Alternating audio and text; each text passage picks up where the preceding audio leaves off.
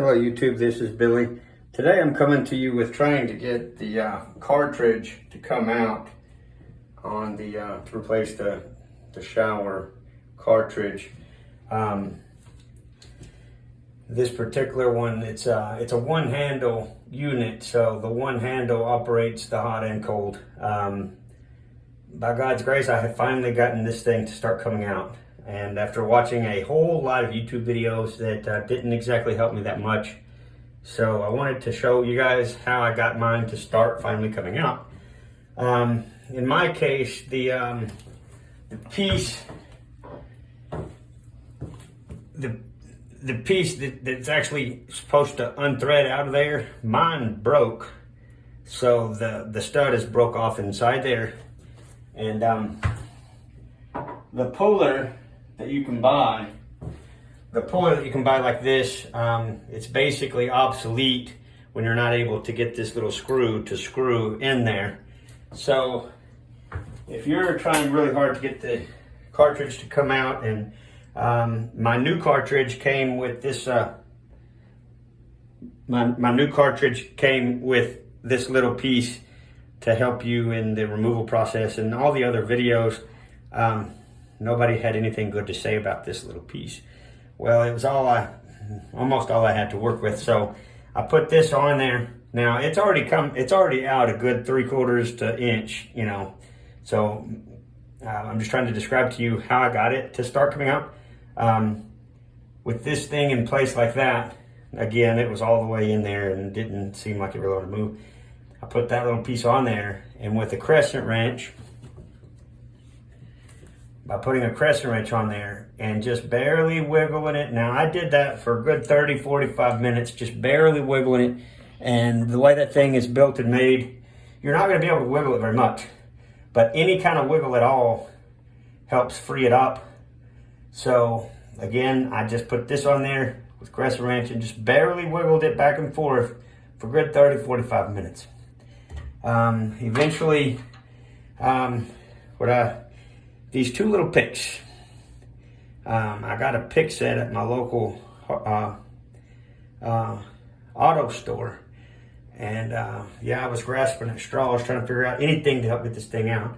Again, it was still all the way back there because wiggling, it didn't really move much. It was just barely wiggling. But I did that again for 30-45 minutes. But so to get it to come out at least this far, I just put this behind. If you can see the shape of this thing, if you can see the shape of it, I put this one behind it here, and then I put this one behind it there, and then just pulling toward myself like that. That's how I got that thing to finally start coming out. And at this point, I've got it out about an inch. So for anybody this video may help, well, good luck out there. Hey YouTube, this is Billy. I wanted to show one more thing. I finally got the cartridge to come all the way out. This is what it looks like when it comes out. Once you've pulled it out enough to where you can see this little hole right there. So to get it the rest of the way out, I actually took both of my picks. I shoved one in like this, shoved the other one in right beside it, and with my thumb about like that, and with everything I had, I just tried to come straight toward myself, and by God's grace, thank you Lord, it came out. So for anybody this video may help, well, good luck out there. Hello YouTube, this is Billy. I wanted to add some notes to this particular video for anybody that's trying to take care of this cartridge removal replacement on their own. So I've gotten invested probably about $200. In any event, I did some learning the hard way, and I want this video to help others so you can learn from me. I knew that I needed the Moen 1222 cartridge, and I had one that I purchased a year or two ago that I had in my garage, and on that one these little, on the side of the cartridge, these little black pieces here that's on the side of the cartridge, if there's any flaw whatsoever, you don't want to use it. Same thing with that little rubber right there. You know, I don't know how these things are made, but I did talk to a professional, and I was told that, because see, this little, on one of these sides, one of these little black rubbers like lifted up and pretty much come off, and I just placed it back in place. And anyway, so once I got everything put together, it was still leaking just the same as it was in the beginning. So the pointers I want to share with people that, you know, number one, get the Moen. If it's a Moen faucet that you're working with, make sure you're getting the Moen replacement. The like when the one that I had in the garage, when that one failed to fix the problem, I went to the store, and I didn't see at the store I was at, I did not see the actual Moen one, but there was a Denko one that was basically the same thing. Even, you know, the package tells you that it's, you know, the Denko Moen 1222. And in any event, so yeah, I took it all apart, put the Denko one in, and yeah, it did not fix the issue at all. The issue was still there. Now, after talking to a professional and everything, and so I had to go to another store to find the true Moen 1222 cartridge. And when I after, you know, getting everything back apart, and the piece that stays inside the wall when you pull out the cartridge, I cleaned it even better the last time. I really cleaned it really well. I'm talking like I'm looking at it really close with a flashlight. I even used Q-tips to reach in there and try to get it super clean. You know, I tried so hard to make the inside piece look like brand new. I thought I cleaned it really well the first time, but maybe I only thought that I did, and I didn't. I guess I didn't clean it as good as it needed to be cleaned.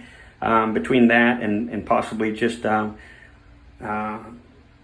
it needing the true Moen replacement part with no issues on the rubbers flapping around and everything. So yeah, if your rubbers are flapping around, then, you know, it's not a good part. And that's from a professional that I talked to over the phone. In any event, so yeah, I went to another store, bought the actual Moen 1222, and was very careful.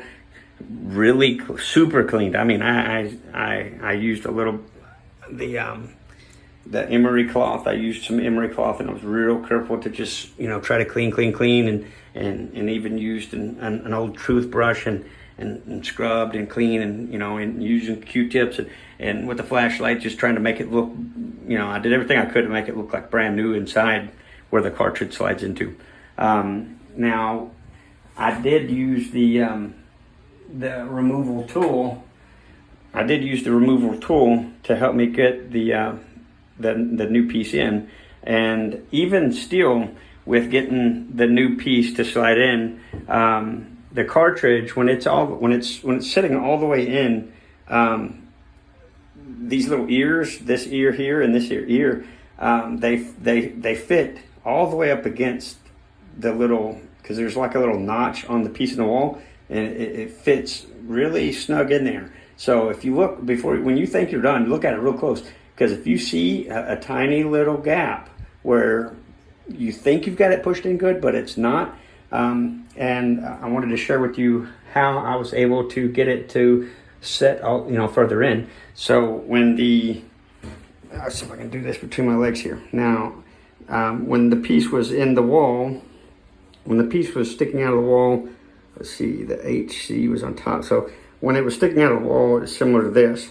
And right here, I still had a little tiny gap there. And I was wanting to get that gap to, you know, I needed to shove it more in the wall, which in any event, I didn't want to tap on this at all. So what I was able to do is I put this little piece that come with it, and because I ended up buying more than one, I was able to put this piece on there like this. Just see how I'm putting the block thing, oh, just like that. So it looks like that. And then I'm doing the second one exactly the same. So the block thing just straight on top of it. So now on the side view, it looks like that, okay? So now with the hammer, I'm able to tap, I'm able to tap on it right here with the hammer, and it's tapping it's tapping on this part of the body, by using these. It's tapping on this. It's not tapping on this, this little brass piece here. So in my case, where I had that little tiny gap right here, I got that gap to close by putting these two on there and then tapping on these to get the unit to go in just that little hair more so that it's all the way in. So in any event, for anybody that this video may help, man, that thing inside the wall that you're sliding the cartridge into, man, clean it really well. Highly recommend only the actual replacement part.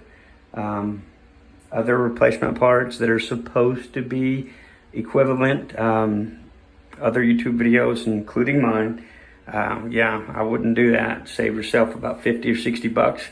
Just, if you have to go to another store and get the actual replacement part. So for anybody this video may help, well, good luck. Okay, when getting ready to put your new cartridge into the wall, you want the you see the HC right here? You want that to be on the top, okay? And if you look at this, the tip of this thing, see how right here at the very end, it's got this little notch, okay? And when we roll it over to the other side, it does not have that notch, okay? So when the notch is in this position, where the HC is up top, and see how that notch is right there on top. When it's in this position, it's in the cartridge is in the open position, so that if the water was turned on, the water would be flowing when it's in that position.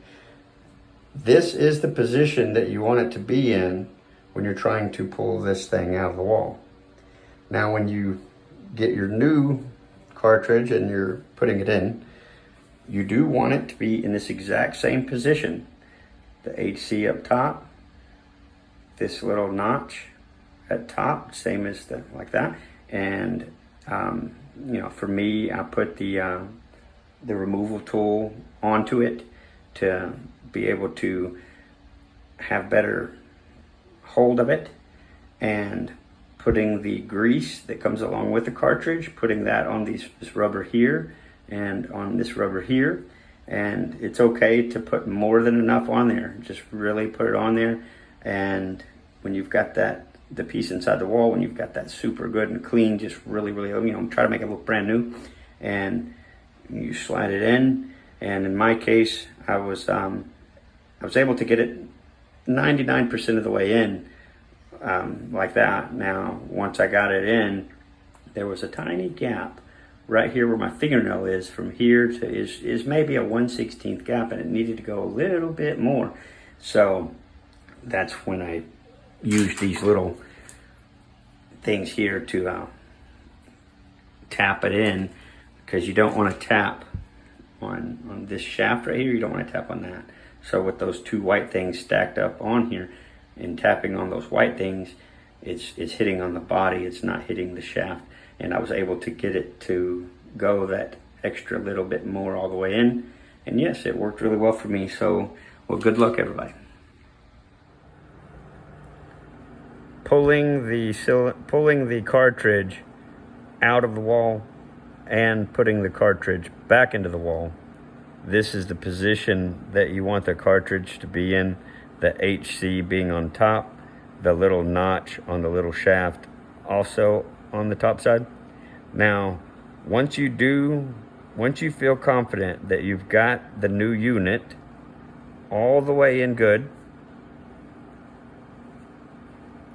and you've got the retaining clip slid into place, holding the new cartridge into place.